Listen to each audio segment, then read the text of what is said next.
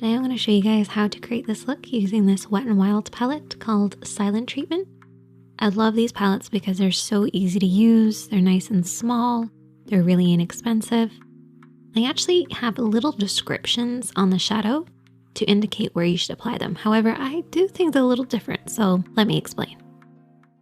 So I'm going to start off with the blending brush, and we are going to take the shade, which is a transition shade. So I often refer to a transition shade as the mid-tone. It's basically creating a transition between your other shadows.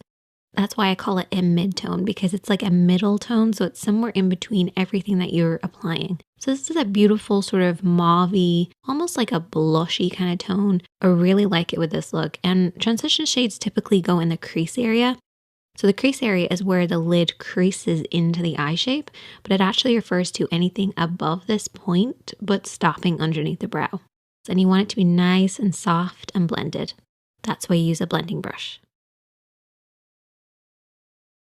We're then going to take the shade, which is for the eyelid, and we're going to use a smaller brush. And the reason we're using a smaller one is we want to intensify this. So we're going to apply this all over the lid area.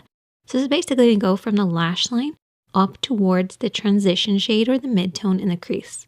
So apply this evenly across the lid, matching up to where the mid-tone starts. Don't go beyond that point. Keep this to the lid, but just get to the very edge where the mid-tone or transition shade starts.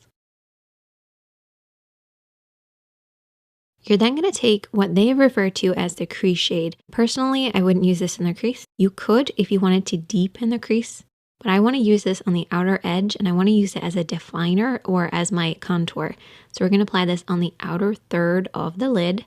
And I'm using a flat brush to give me lots of control. But once I've applied it on the outer third, I then take a soft pencil brush and just soften it out. This is actually the same brush that we use to apply the lid shade. That way you bring everything in together. Then we're going to take that crease shade again, and this time we're going to apply this underneath the eye. So I'm going to use that flat brush again and apply this underneath on the outer third. And with that pencil brush that we used before, we're going to soften this out. Really important to keep everything nice and soft and blended.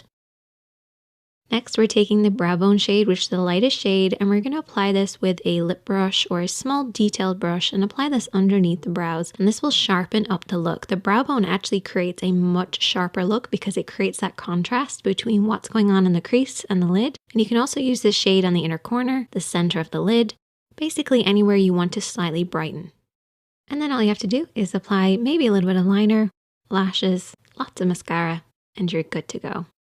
I love the cool tones in this palette. It's really easy to use. I hope you guys enjoyed this.